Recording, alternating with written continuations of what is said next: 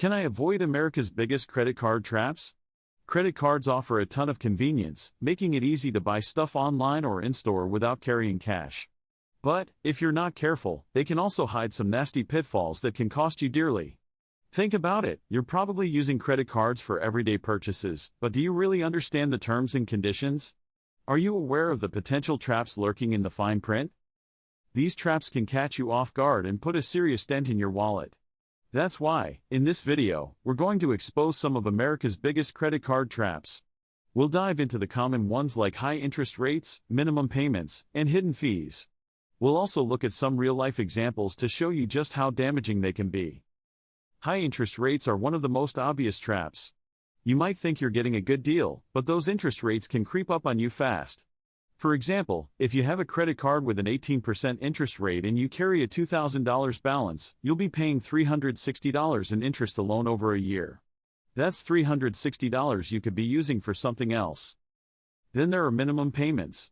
These can be super tempting, especially when you're facing a big bill. But, making just the minimum payment can keep you in debt for years. Let's say you have a $1,000 balance on a credit card with an 18% interest rate and a minimum payment of 2%. It could take you over 14 years to pay off that debt if you only make the minimum payment. Balance transfers can also be a trap. They often promise 0% interest for a certain period, but what they don't tell you is that there are usually fees involved. And if you don't pay off your balance before the promotional period ends, you'll be hit with interest on your remaining balance. I've seen people get caught out by these offers, thinking they're getting a free ride. Hidden fees are another issue. These can pop up for things like late payments, foreign transactions, or even just having a credit card. For instance, some credit cards charge a fee for using them abroad. You might not even realize you're being charged until you see it on your statement.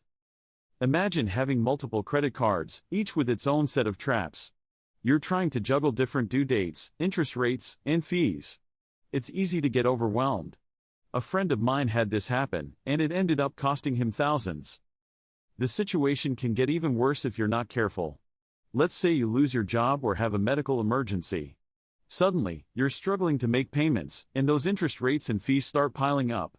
It's a vicious cycle that can be really tough to break. This is a worst-case scenario, but it's not uncommon. People get caught in this cycle and struggle to get out. That's why it's crucial to understand how credit card traps work and how to avoid them. So, how do you avoid these traps? First, always pay your balance in full if you can.